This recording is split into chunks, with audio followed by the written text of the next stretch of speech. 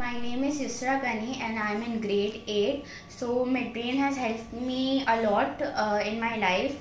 I never used to believe in myself and I always thought I would lose. But from the time I started doing the activities Miss told me to do, I started believing in myself more. It has helped me accomplish a lot of things with belief in myself.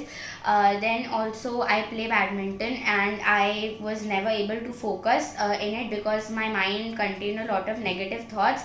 But Miss told me to start doing gratitude journaling. So when I started that, I started focusing on more positive things in life rather than negative things. So that has helped me focus a lot better, as my mind is not in chaos but is in a peace state.